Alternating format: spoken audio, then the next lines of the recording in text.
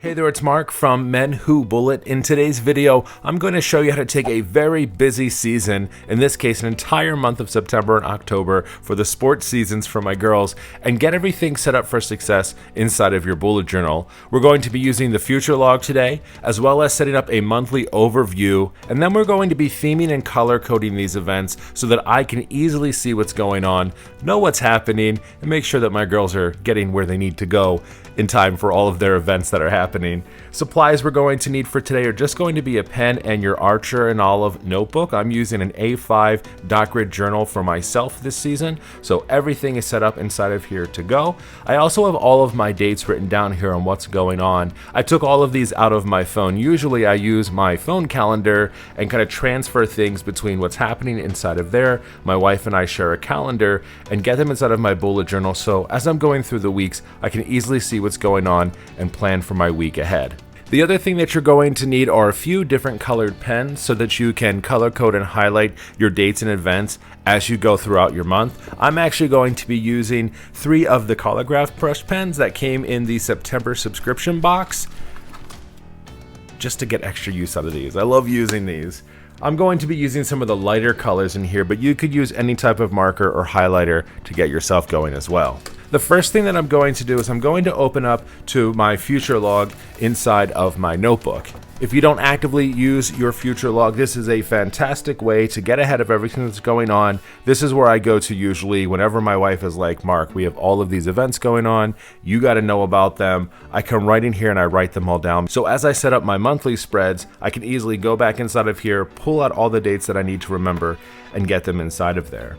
So the first thing that I always like to do, as I mentioned, is just write down all of the dates inside of my future log first. I'm using a little bit of shorthand here for myself since I have so many dates going on. I've got my oldest daughter, FHP stands for field hockey practice.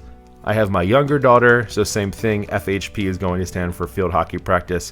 And then as I get into the weekends on Saturdays, that's when I'll have field hockey games going on. I also have my youngest daughter's back to school night, so I'm going to mark that in here as well. This is going to be a mix of a few different things. I'm going to theme these together once I'm all done, and then I'll pick my highlight colors and go back over them, but I like to keep everything just very basic as I get started.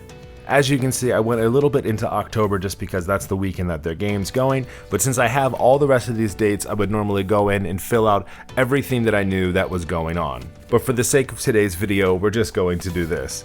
Now that I know mostly what's happening inside of the school year, what I like to do before I continue is to start to theme things together.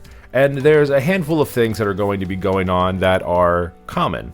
There's a handful of school events going on with back to school nights, as well as some early dismissals that are happening. We have a whole lot of sports that are happening inside of here. And also I'll usually include other work events and things that are going on as well. What I'll also do, I like to put things on post-it notes because I can carry them along with me if I need to. But what I'll do is I'll go through and I'll start to color code some of these different events that are going on. Now that I have those colors in here, as I go through, whether I'm taking things from my future log or as we're about to set up a monthly log for ourselves, I can go ahead and easily come back through and highlight everything I need to. That's for school with this color here. So we have our back to school night that's happening, as well as 2 days of early dismissal. There's a whole lot of sports that are happening, and I'm gonna go ahead and highlight all of those, which is pretty much highlighting the entire page. I haven't added any of my work events in here, but I usually would, and I would go back in and add them in with the colors. Now that I have all of this, what I'm going to do is open up to my next open available page inside of my bullet journal, and this is where I'd be setting up my overall monthly log. There's a few different ways that you can do these overall monthly logs if you wanted to.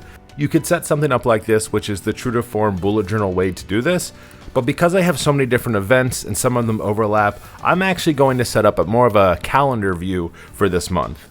Inside of a lot of my bullet journals recently, I've been creating cheat sheets for myself. So to get the spacing that we need for 7 days during the week, I'm actually going to use this layout here, which is 1 square open and then 4 of these that have 6 across. And that's going to create the 4 columns on the left-hand side.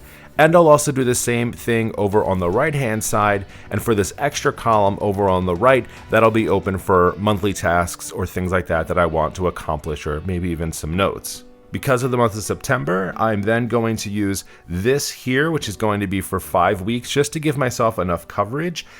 And this is going to use 7 squares and create 5 of the rows across the page. So when we create these, the size of these is going to be 6 squares across and 7 squares down, and that's going to create each one of those spaces for us as we go through. I'll also call out here at the top, there's going to be 3 down is where we're going to start, and that'll leave room for the days of the week. So I'll go ahead and quickly draw that out on this page. I'll leave those 3 spots here and just make a quick mark and know that I'm going to count 7 down for 5 weeks. Then across the top, I'm going to leave 1 space here, and then I'm going to count over 6 all the way across our page. If you want to go up right to the edge here, you most certainly can. If you want to leave room, you'll just start that 2 squares over from the left-hand side and then count 6 over from there. Next, I'm going to grab my ruler, and then I'm just going to draw out all of my lines.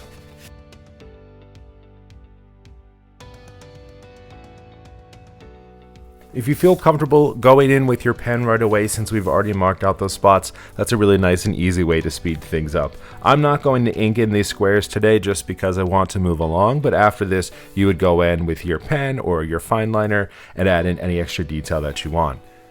The next thing that I need to do is just add all of the days of the week here to the very top before I number in my calendar. Next, I'll go in and add the dates to the top right-hand corner of each of these.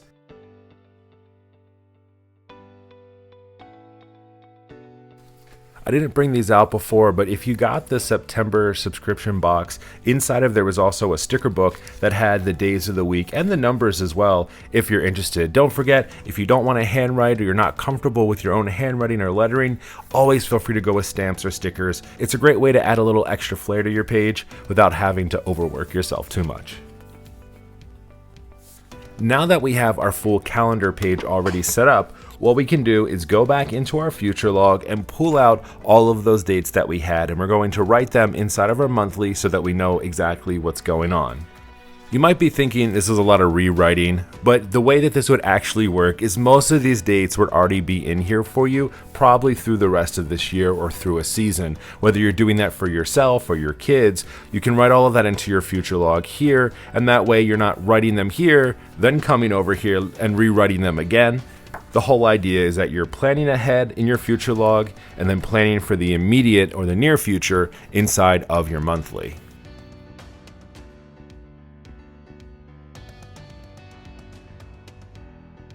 Now that I've gone in and added in all of those dates inside of here, I can now come back with my key that I have and fill out all of the dates and just highlight them so I know what's happening with school, sports, and if I had any other work events, I'd be adding those in now too.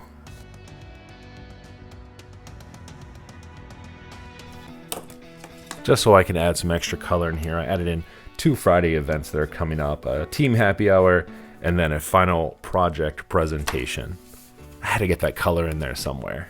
Now that I have everything set up inside of my monthly, the way that we would go from here is every week that you're setting up, you would start here on your monthly page. Ensure that any upcoming dates that are coming, make it in there so that you can plan ahead. You can of course add more detail and get more granular as you get closer and closer to these events. I left space over here because as I actually find out the times of the field hockey games on the weekends, I'll add them in here and of course add in more detail around my weekly schedule as well.